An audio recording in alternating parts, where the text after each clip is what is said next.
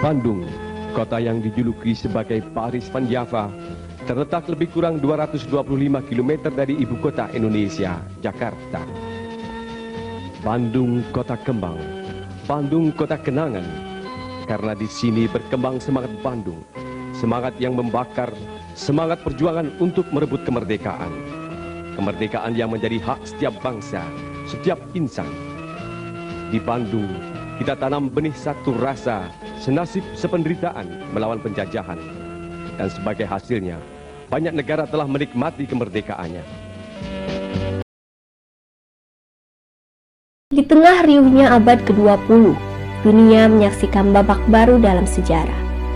Setelah Perang Dunia yang menghancurkan, muncul sebuah kesadaran dari negara-negara yang pernah terjajah.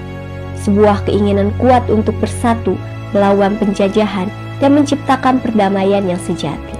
Konferensi Asia Afrika atau yang dikenal juga sebagai Bandung Conference adalah salah satu momen monumental dalam sejarah perjuangan bangsa-bangsa Asia dan Afrika. Namun, apa sebenarnya latar belakang dan penyebab terjadinya konferensi ini? Pasca Perang Dunia II, banyak negara di Asia dan Afrika masih berada di bawah kekuasaan kolonial. Penjajahan, eksploitasi sumber daya, dan penindasan menjadi luka yang membekas dalam perjalanan sejarah mereka. Di sisi lain, beberapa negara mulai berhasil meraih kemerdekaan, seperti India, Indonesia, dan Mesir. Kemerdekaan ini menjadi inspirasi bagi bangsa-bangsa lainnya untuk memperjuangkan hak mereka.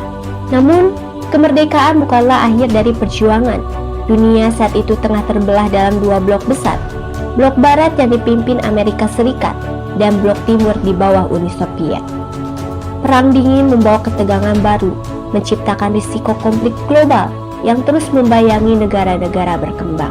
Di tengah ketegangan ini, muncul inisiatif dari 5 pemimpin dunia: Soekarno dari Indonesia, Jawaharlal dari India, Muhammad Ali Jinnah dari Pakistan, UNU dari Burma, dan juga Gamal Abdel dari Mesir.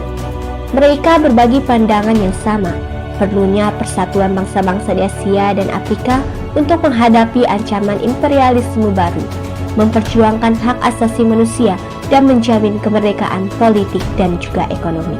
Pada tahun 1954, konferensi pendahuluan diadakan di Colombo, Sri Lanka, yang dikenal sebagai Konferensi Colombo. Pertemuan ini menjadi langkah awal untuk mempersiapkan pertemuan yang lebih besar. Semangat dari pertemuan ini adalah menentang kolonialisme dalam segala bentuknya, baik kolonialisme klasik maupun dominasi kekuatan besar dunia. Akhirnya pada 18-24 April 1955, dunia menyaksikan sejarah terukir di kota Bandung, Indonesia. Delegasi dari 29 negara Asia dan Afrika yang mewakili lebih dari setengah populasi dunia berkumpul untuk berdiskusi, berdebat, dan menyatukan suara. Konferensi ini bukan hanya sebuah pertemuan diplomatik, ia adalah simbol perjuangan melawan ketidakadilan, sebuah pernyataan bahwa bangsa-bangsa yang pernah terjajah berhak menentukan masa depan mereka sendiri. Dalam konferensi Asia Afrika, para pemimpin membahas isu-isu yang mendalam, dari dampak penjajahan, hak asasi manusia, hingga keadilan ekonomi. Mereka menghasilkan sebuah deklarasi yang kuat, Dasar-Sila Bandung, yang menjadi landasan dasar hubungan internasional, terutama bagi negara-negara yang baru merdeka. Konferensi Asia Afrika adalah awal dari gerakan non-blok, sebuah gerakan yang menolak untuk terjebak dalam persaingan dua kekuatan besar dunia. Konferensi ini adalah bukti bahwa persatuan dan solidaritas mampu mengubah jalannya sejarah. Hari ini, lebih dari 6 dekade kemudian, semangat Konferensi Asia Afrika tetap hidup. Ia mengingatkan kita semua bahwa perjuangan melawan ketidakadilan tidak pernah sia-sia, dan bahwa suara-suara kecil pun ketika bersatu dapat menggema ke seluruh dunia. Bandung 1955, sebuah tonggak sejarah, sebuah langkah kecil bagi sebagian orang, namun sebuah lompatan besar bagi kemanusiaan. Dalam deklarasi Bandung,